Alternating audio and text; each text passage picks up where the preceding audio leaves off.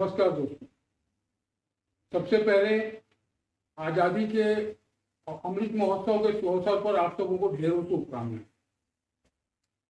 आज के इस पावन दिन में मैं आपसे एक छोटी सी बात शेयर करना चाहूंगा। एक दक्षिण भारत की भद्र महिला, उनकी एक छोटी सी आप बीती है, मैं चाहूंगा आपसे शेयर करूं उन्हीं के शब्दों में।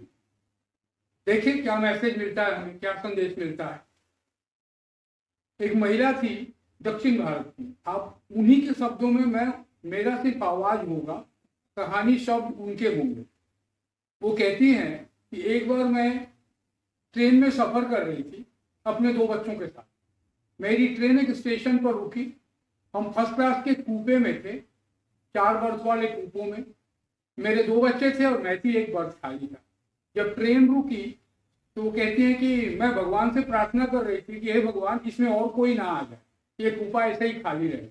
तब तक ट्रेन के गलियारे में थोड़ा शोर शराबा सुनाई दिया।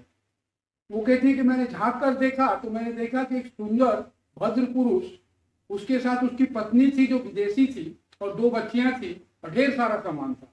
वो कंडक्टर से अनुरोध कर रहे थे कि मुझे इस कूपे में आने दिया जाए, मगर कंडक्टर बार बार उन्हें ना कर रहा था, इसलिए कि इस कूपे में सिर्फ एक ही बर्थ खाली है और आपके पास ढेर सारा सामान है, उन्हें असुविधा होगी। मैं थोड़ी देर हिचकिचाई, उसके बाद मैं गेट पर गई और जाकर मैंने कंडक्टर से अनुरोध किया कि भाई उन्हें आने दिया जाए, उन्हें असुविधा हो रही तो मुझे कोई परेशानी नहीं। मेरा इतना कहते उन्होंने कृतज्ञता के साथ मेरी ओर देखा और मुस्कुराया और अपना सामान उठाकर कूपे में रखने लगे। थोड़ी देर के बाद काफी सामान हो गया और उनकी विदेशी पत्नी अंदर आई, उनकी दोनों बेटियां अंदर आई जो छोटी छोटी। जब अंदर आई तो सामान, मैंने उन्हें कहा कि आप एक बर्थ पर सबसे ऊपर वाले पर अपना सामान रख दें। उन्होंने सामान रख दिया, मगर एक बड़ा ट्रंक था जो नीचे था। मैंने कहा इसे फर्श पर ही रहने, वो फर्श पर ही रहा। थोड़ी देर के बाद सोने की बेला हुई, हम सोने की तैयारियां करने लगे और उनकी पत्नी अपनी छोटी बेटी के साथ एक बर्थ पर, दूसरे तरफ ऊपर वाले बर्थ पर सो गई। नीचे वाले एक बर्थ पर मेरी बेटी पद्मा और उनकी एक बड़ी बेटी एक साथ सो गई। मैं एक बर्थ पर अपने बेटे अर्जुन के साथ बैठ गई, मगर थोड़ी देर के बाद मैंने देखा कि अर्जुन के बगल में मेरे लेटने लायक जगह नहीं था। इसलिए मैंने सोचा कि चलो भाई खिड़की के सहारे बैठकर ही रात पार करूंगी। और वो जो सज्जन थे वो सामने रखा हुआ फर्श वाले ट्रंक पर बैठ गए। थोड़ी देर के बाद सभी सो गए, केवल मैं जगी रह गई और वो भद्र सज्जन जगे रह गए। हमारे अंदर बातें होने लगी। उन्होंने अपना परिचय दिया। मेरा नाम रमेश टंडन है, मैं भूभौतिकी शास्त्री हूँ, भूभौतिक पढ़ाता हूँ रुड़की यूनिवर्सिटी में। मैंने उनसे पूछा ये रुड़की कहाँ है। उन्होंने एक कार्ड निकाला, उस पर अपना नाम लिखा, अपना पता लिखा और एक नक्शा बनाया रुड़की का और मुझे दे दिया। और उन्होंने मुझे बताया कि आप कभी रुड़की आए तो हमसे जरूर मिले, मुझे बहुत खुशी होगी आपसे मिलकर वहां रुड़की में। मैंने उस कार्ड को अपने बैग में रख दिया। रात पार हो गई, सफर पूरा हो गया, मैं घर आ गई। उस कार्ड को मैंने अपने हैंडबैग में ही रहने दिया। धीरे धीरे समय बीतता चला गया, 11 साल बीत गया। पद्मा बड़ी हो गई, मेरी बड़ी बेटी। उसका एडमिशन हमने अहमदाबाद के national institute of designing NID में करवाया। दरअसल बात ऐसा था कि उसके स्कूल के लास्ट समय में, जो वहां हॉस्टल में रहती थी, वहां उसने एक डिबेट में अपने शिक्षकों का थोड़ा आलोचना कर दिया था, जिसके चलते वो पढ़ने में अच्छी थी मगर उसे जितनी योग्यता, शैक्षणिक मान्यता मिलनी चाहिए नहीं मिली और वहां के अध्यापकों ने उसे तंग भी बहुत किया।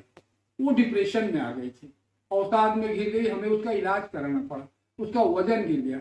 जब हमने उसे NID में दिया तो हमने समझा चलो नया वातावरण में जाएगी तो इसमें थोड़ा बदलाव आएगा, और हुआ भी ऐसा ही। धीरे धीरे उसके जो पत्र आते थे अहमदाबाद से मेरी बड़ी बेटी पद्मा का, तो उसमें वो प्रसन्नता पूर्वक लिखती थी, खुश थी। हमने कहा कि चलो अच्छा है, वो बदल रही है। 6 महीने पढ़ाई होने के बाद एक बार मैं अहमदाबाद गई। अहमदाबाद जब अपनी बेटी से मिली तो उसने अपने सहेलियों से मुझे मिलवाया। उन सहेलियों में एक गोरी लंबी सी खूबसूरत लड़की थी, कैथी।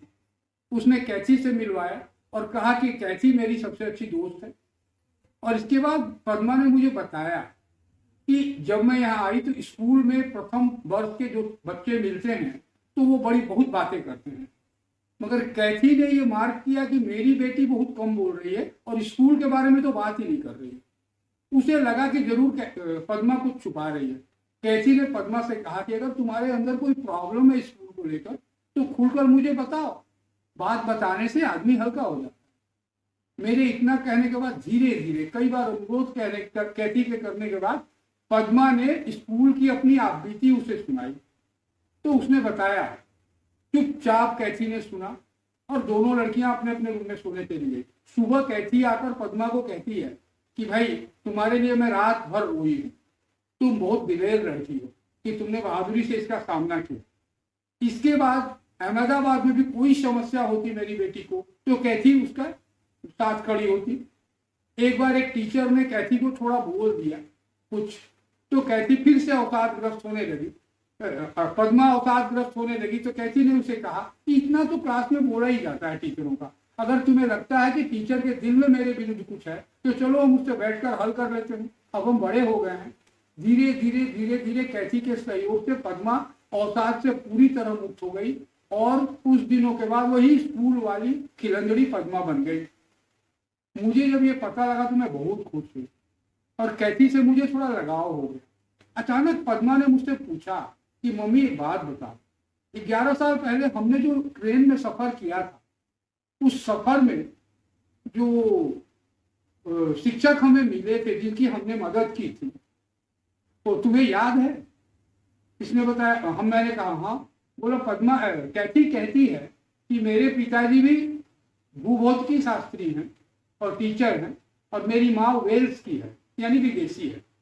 मैं जब लौट कर अपने घर आई तो मैंने जल्दी से उस कार्ड को ढूंढना शुरू किया और देखिए कई कार्ड मैंने फेंक दिए थे मगर वो कार्ड पीला पड़ चुका था मगर मेरे बैग में ही था।